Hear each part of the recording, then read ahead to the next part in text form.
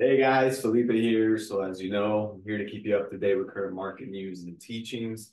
So I'm gonna jump into and go right ahead and share with what I've been seeing, right? Which is something I've been talking about for a little while now, right? Which is the whole China and Taiwan issue.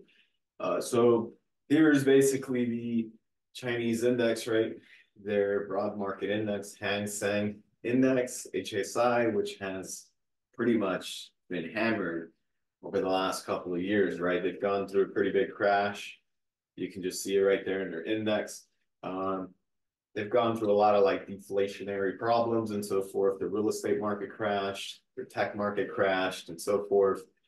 So their economy in terms of the equity markets have been in a pretty rough position over the last couple of years, right? Including with the bankruptcy of Evergrande and so forth, which is one of the largest real estate developers over there.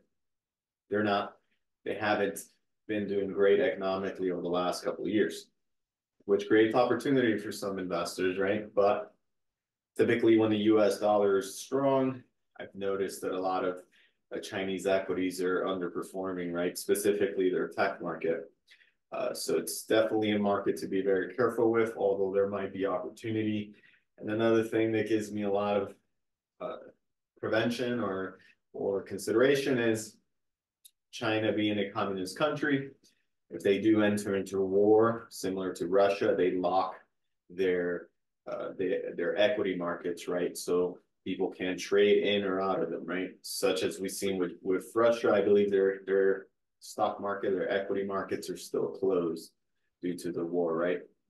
So something of particular interest that really caught my attention is China has been dumping U.S. treasuries and buying gold.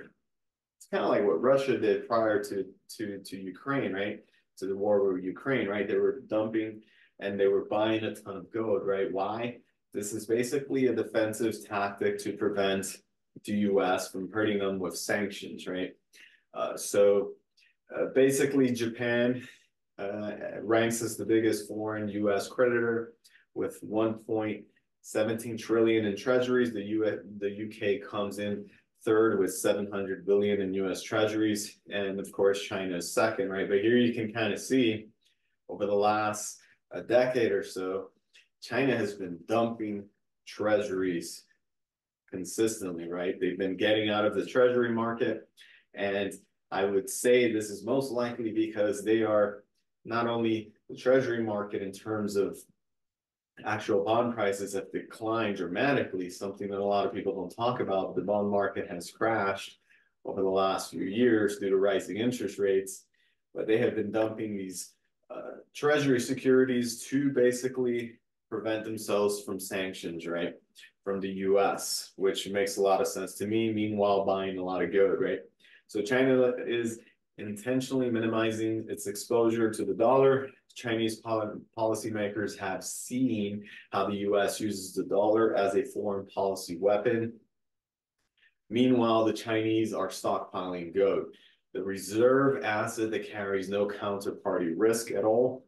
The People's Bank of China has had to go to its reserves for 16 straight months, adding over 300 tons of gold to its stash since it resumed reporting gold purchases in October 2022. And they're supposedly keeping a lot of that of those gold reserves in a hidden entity, which is called the State Administration for Foreign Exchange, SAFE, right? So no one knows how much gold they have in that entity, right?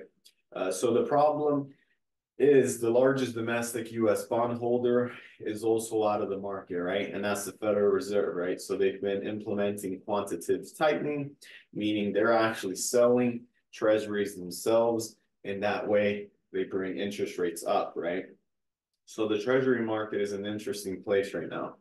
But buying and holding U.S. bonds, the central bank creates artificial demand, driving prices higher than they would otherwise would be and keeping yields lower. So that's quantitative easing when the US government wants to stimulate the economy, right? And basically create artificial growth.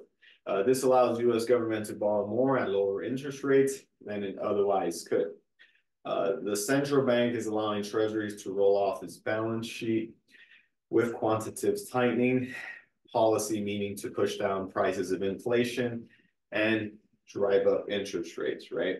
It's like a counterweight, basically. This is one of the reasons treasury yields continue to climb despite hope of the Federal Reserve rate cut. And that's a big problem given the US government has shelled out $522 billion of interest payments just halfway through fiscal 2024. That's a 35.9% increase over the same period in fiscal 2023. The only category with higher spending was Social Security. Again, they have to because inflation's a problem, and we saw it become a problem with all the excess money printing that we're doing in 2020 at the same time while doing quantitative easing, right? Due to the COVID market crash, which they artificially revived because it was falling off a cliff, right? Which on the other end, inflation's a problem. So this is interesting. Basically, China on the brink of Taiwan invasion, NATO braces for World War III. We've been talking about this for a while, but it doesn't change the fact that it is very, very highly likely to occur within the next couple of years. So I've been doing a lot of research on this stuff. Of course, it's very bad overall. You know, World War III, can you imagine? But on top of that, it's just very bad overall, right? Economically, inflationary, and so forth. My interest comes to it from the perspective that China attacks Taiwan, that would dramatically disrupt the United States technology industry, right? Meaning that a lot of those tech equities will, at least in the short to near term, crash, right? Because the U.S. tech market relies heavily on Taiwan semiconductors for the production of their chips, right? They produce about a crazy percentage, like 60% of the world's global supply of semis comes from Taiwan's semiconductor manufacturing. So it's a huge interest to the United States, and specifically that the tech companies in the US have very, very, very strong political influence. In fact, a lot of congressional members and politicians are heavily invested in the technology market, which they have a financial interest in them, right? So it just makes a lot of sense. So basically, China is on a war path and is reporting to unleash a storm on Taiwan, a former top U.S. intelligence officer warns. The doomsday prediction comes from Mike Studman, a former commander of the Office of Naval Intelligence and director for intelligence of the Indo-Pacific Command. Beijing has steadily been ratcheting up the psychological pressure on Taipei, the capital of Taiwan, sending its warplanes to violate Taiwan's airspace on an ever-increasing basis. Mr. Studman pointed to several factors that clearly indicate the Chinese strongman was on the march for war. Leadership changes implemented at the 20th Party Congress in 2022 has turned the Politburo into a de facto war cabinet. 15 of its 24 members now have considerable Taiwan-related experience whose knowledge and expertise would be crucial in a potential war scenario, and then strive to modernize and expand the army of the People's Republic. China's hypermilitarization represents the greatest buildup of arms since the end of Cold War. They've been heavily investing in their military despite their economic woes over the last decade. It's crazy the amount of money they've been dumping into their military. So that's interesting. So in 2020, Xi accelerated significant military milestones from 2035 to 2027 because he wanted China's military to modernize faster and give him Taiwan options earlier.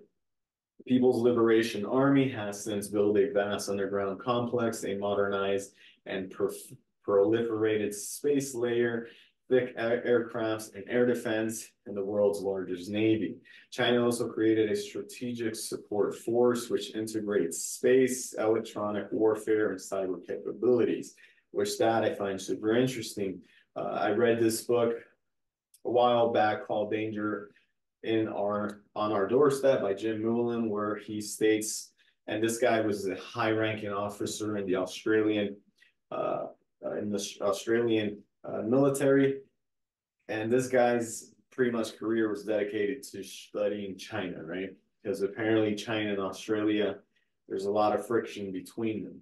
So this guy basically points out that China has the upper hand in terms of they initiate what happens, right, between them and Taiwan.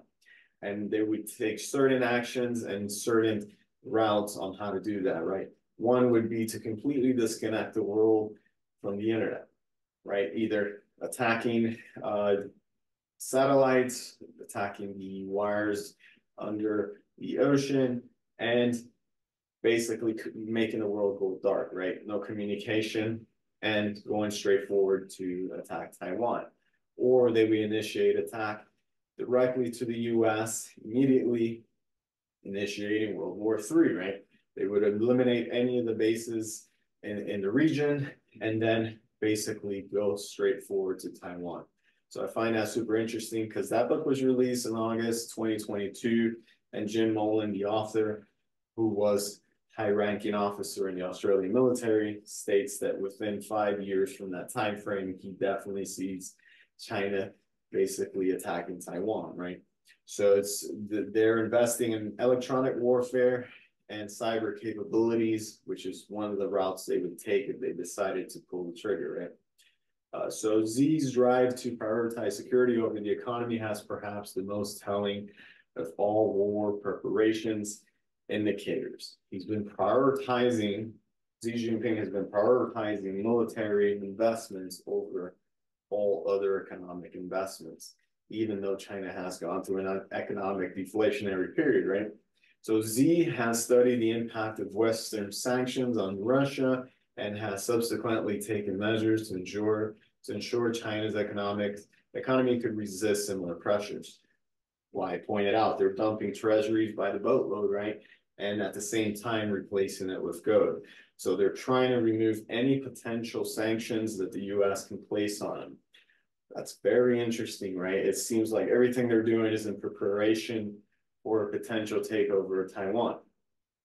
So on another note here, is from another US military official, warns China is building up capacity to invade Taiwan by 2027.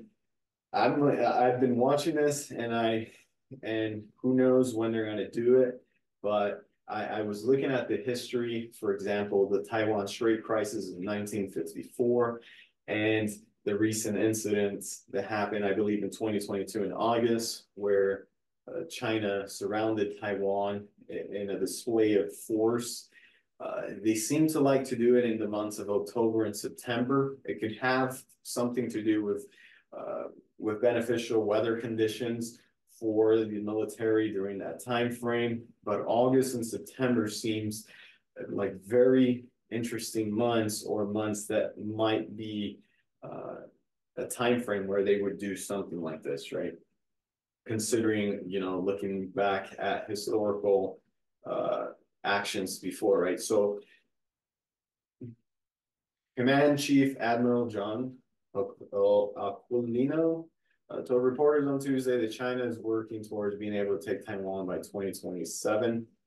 Aquilino added that he believes China will continue its rapid military buildup, regardless of the economic woes that the country has been facing and could face. Despite the failing economy, there is a consensus decision to fund military capability. China's economy has gone through deflationary recession, basically, yet they're still dumping a bunch of money into their military.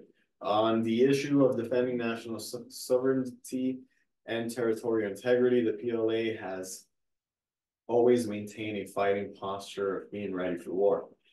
And then this is another particular interesting point here. So Joe Biden signed a bill committing $95 billion in aid to Israel, Ukraine, and Indo-Pacific partners, including Taiwan. So Taiwan and other governments in the region will receive $8 billion in security assistance to counter China, and which $2 billion will be allocated under the Foreign Military Financing Program. An additional $1.9 billion will replenish stocks and defensive equipment and services, such as training that the Pentagon supplies to these partners. U.S. remains Taipei's largest arms supplier. So they're now sending a bunch of money to arm Taiwan. It's getting really, really interesting when you look at it from all kinds of different aspects, that this is most likely going to happen very, very soon. When, I have no idea, but months of interest that I keep looking at is August and September, due to historical patterns of when China has wanted or displayed any kind of force to Taiwan, right? So basically, additionally to that, Beijing warns flexing of gunboats muscles as U.S. and Philippines begin military drills. So Chinese military officials have warned against countries flexing gunboats muscles as the Philippines and U.S. begin 3 weeks of unprecedented joint drills in the South China Sea. For the first time, the exercises will be held beyond the Philippine territorial waters, 12 nautical miles offshore, and will involve the Philippines Coast Guard in an active role. They will also involve other countries in secondary or observer roles, including Australia and France. As I mentioned, from that book, Jim Moland, or Danger on Our Doorstep, Australia and China historically have had a lot of friction between each other. This year's drill are the second largest in history, with 17,600 personnel simulating the retaking of islands near Taiwan. Experts say South China Sea dispute with the Philippines are in a danger of escalating. The Coast Guard of the two nations have come to blows several times in the recent months, including in collisions with which each side accusing the other of deliberately causing it, right? So the Chinese Coast Guard has also used powerful water cannons against Philippine vessels attempting to resupply a strategic Philippines military outpost on the dispute Second Thomas Shoal. So, I mean, I'm looking at this from a bunch of different perspectives, from China dumping U.S. treasuries and buying gold, similar to what Russia did prior to attacking Ukraine, sanctions being placed on China, such as the recent blockage or prevention of TikTok being able to operate in the U.S. unless they divest TikTok and allow it to become a publicly traded company. So there's a lot of interesting things going on. And suddenly, U.S. is now training with the Philippine government, and also sending supplies to Taipei and Taiwan to reinforce their military over there, right? So super interesting stuff, and I am speculating that this isn't going to happen within the next couple of years. And months of interest, again, as I repeated, are August and September, which seem to have a pattern, historically at least, of when China has taken action or displayed force on Taiwan, right? So with that being said, I'll leave you guys with a good quote. This is by Robert Wilson. Since buying what the crowd spurns and selling what the crowd craves is the essence of a master investor's art, it follows that he must be serenely able to do the opposite of the herd, even though the herd instinct is the strongest human emotion. And that is by Robert Wilson. So with that being said, guys, thank you for tuning in. If you like what I shared with you, feel free to like and subscribe. I would appreciate that. And I'll talk to you guys soon. Have a good one.